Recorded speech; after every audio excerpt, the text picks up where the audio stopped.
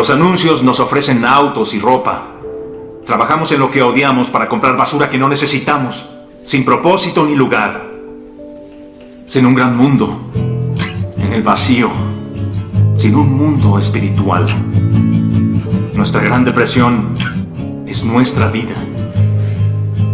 Estamos ilusionados por la televisión para creer que algún día seremos millonarios, dioses del cine y estrellas de rock, pero no seremos. Y lentamente lo aprenderemos. Y estamos muy molestos. Para poder explicar la posmodernidad, tendríamos que hacer un repaso breve de la historia. ¿Qué es la posmodernidad? Etimológicamente significa después de la modernidad. Pero, ¿qué fue la modernidad? La modernidad fue el momento histórico donde el hombre hace la historia. Es el tiempo del antropocentrismo, a diferencia de la Edad Media, donde Dios le dotaba sentido de la existencia. En la modernidad, el hombre no quiere ser más un mero espectador de la historia.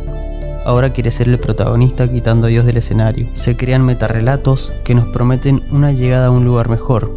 Pero, ¿cuáles son esos grandes relatos que nos llevarían a un mundo mejor? El relato cristiano, la ilustración, el capitalismo y el marxismo. Relatos que en la posmodernidad van a carecer de valor. Los grandes relatos de la modernidad van a morir. Los estudios astronómicos de Copérnico, este hombre sacerdote polaco, matemático y astrónomo, se toma 23 años de su vida para publicar su obra maestra acerca de las revoluciones del mundo celeste. En la misma explica que los planetas tienen un doble movimiento, por un lado, sobre su eje, y por otro, alrededor del Sol. Tal afirmación parecía una oposición a lo que aparentemente sostenía la Biblia. 73 años después de su muerte, suscitó toda una polémica esta cuestión con el caso de Galileo, que sostenía la postura copernicana que le valió prisión domiciliaria. Fue la primera piedra de una revolución científica que cambiaría el mundo de Occidente. Hay que comprender bien lo que este hecho significaba a los oídos de los hombres de aquel tiempo para evitar caer en anacronismos. Esta afirmación astronómica, que la Tierra giraba alrededor del Sol, ponía en tela de juicio una concepción muy arraigada en las vivencias y creencias de los hombres de aquellos tiempos. Para estos, el hombre es el rey de la creación, Dios lo coloca en el centro del mundo y la realidad se subordinaba a él en cuanto rey. Aceptar tal teoría, sin más, significaba en cierto sentido vivir en las adyacencias, en las periferias del centro del universo y en cierto sentido afirmar también que Dios les engañó al hacerles creer que estaban en el centro como reyes de lo creado. Con el correr paulatino de los tiempos se va demostrando la evidencia de la teoría heliocéntrica y el hombre comienza a cuestionarse si el rey de la creación y si Dios lo puso allí como tal, pero también dudará progresivamente la existencia de Dios. Según Freud, fue Copérnico el primero que hirió el narcisismo del hombre contemporáneo, ya que puso en jaque la concepción que tenía de sí como rey de la creación divina. Fue una especie de desengaño o desencanto para el hombre de la época. El primer gran relato es el cristianismo, que nos promete que vamos a ser felices en el cielo después de la muerte. La promesa divina expresa que todos entrarán al reino de los cielos. Estos espacios de plenitud los prometen todos los relatos. El segundo relato es la ilustración. La ilustración era aplicar la razón y el conocimiento científico a la vida humana. El atrévete a saber es la invitación a dejar de lado el saber tradicional de la sociedad europea, los sacerdotes y los aristócratas. En otras palabras, la tradición y la religión por el estudio científico de la naturaleza. Dentro de este gran clima cultural es que se inserta la Revolución Francesa, acontecimiento histórico muy significativo, además de complejo. Oficialmente, la revolución se inicia con la toma de la Bastilla el 14 de julio de 1789.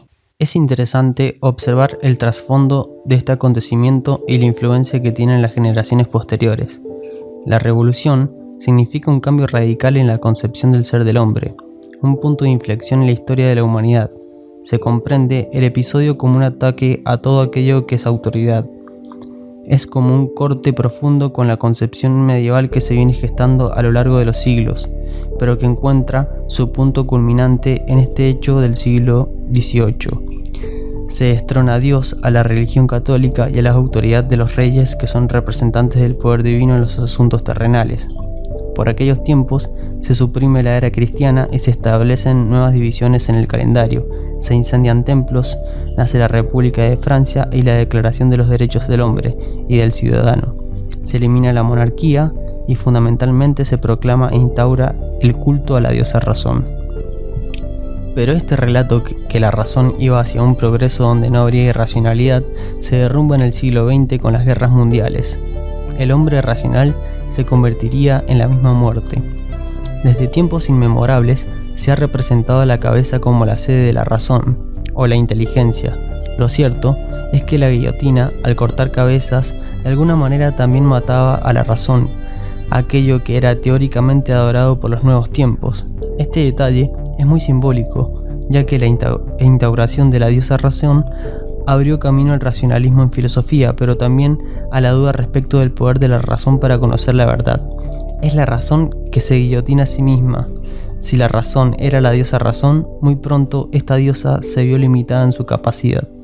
El tercer gran relato es el marxista, donde a través de una lucha de clases, lucha entre oprimidos y opresores, nos llevaría a una sociedad sin clases, que sería como un paraíso, ya no en el cielo, sino un paraíso en la tierra donde todos serán felices, ya que no habrá más injusticias ni desigualdades entre los seres humanos. Esto es lo que planteaba Marx en el siglo XIX, pero sabemos hoy en el siglo XXI que estamos muy lejos de llegar a un comunismo donde todos seríamos felices, ni oprimidos ni opresores, ni explotación del hombre sobre el hombre.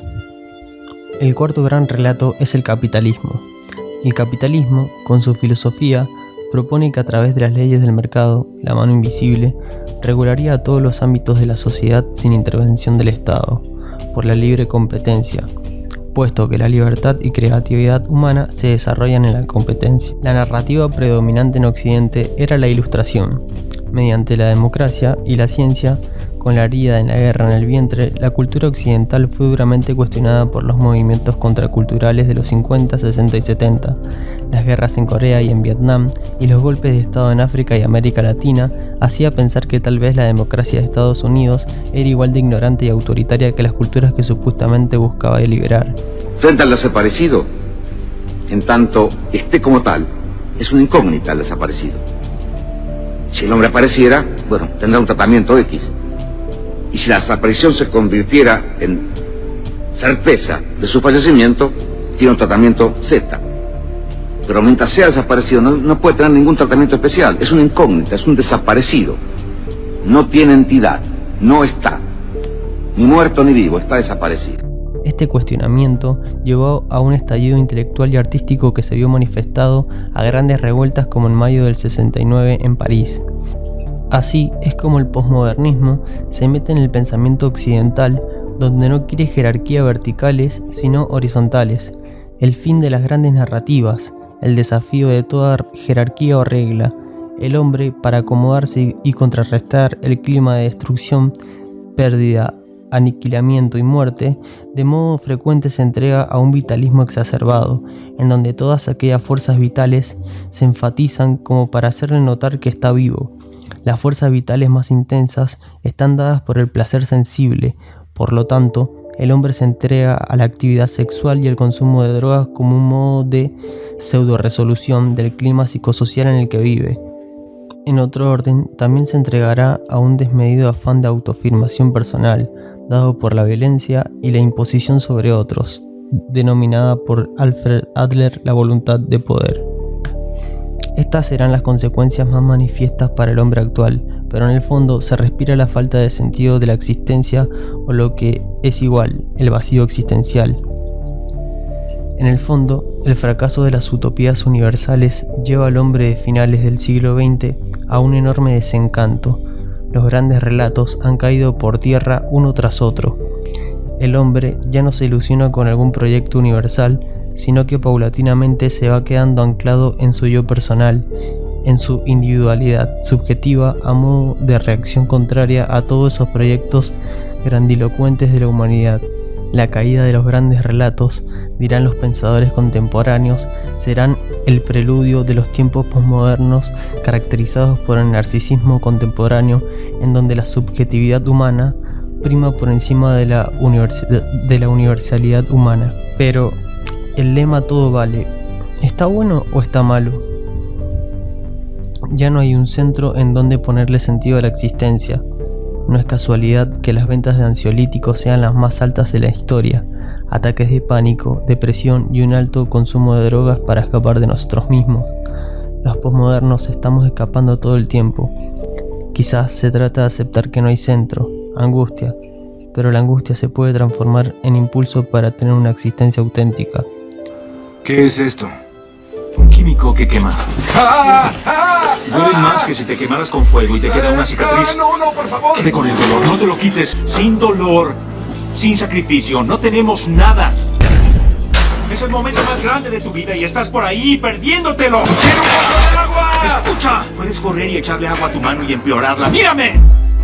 O usar vinagre para neutralizar la quemada. Por favor, déjame, por favor. Debes sentirte primero. Debes saber, no temer. Saber que algún día morirás. Hasta que perdemos todo es que estamos dispuestos a hacer lo que sea. Bien.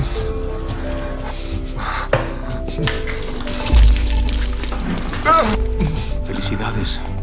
Estás un paso más cerca de tocar fondo. Nietzsche, de finales del siglo XIX, fue el profeta del nihilismo contemporáneo. Su famosa frase "Dios ha muerto" significó el fin de una era, de un modo muy arraigado de pensar para la humanidad. Nietzsche, el ateo, se refería a la muerte de Dios por el hombre. Significaba que Dios y todos los valores y significaciones ligadas a los valores supremos caían por tierra. La frase no es tanto una provocación como una revelación. Los valores supremos y divinos, las verdades absolutas, la verdad objetiva, dejan de ser un norte valorativo y moral que unifica el sentido de nuestros actos. Con ello, el hombre se encuentra susceptible de toda clase de nihilismos y sinsentidos. Nietzsche nos da a entender que el hombre tiene que hacerse cargo de tal muerte. Hay que ver si es capaz de soportar la muerte de Dios. Pero Nietzsche ve en esto la posibilidad de cambiar los valores previos por nuevos valores, para que el hombre no se hunda en la desesperación. Él propondrá el superhombre, la voluntad de poder y la moral de señores. Quizás estamos viviendo ese tránsito donde predomina el nihilismo pasivo, pero que en algún momento la creación de nuevos valores llegarán.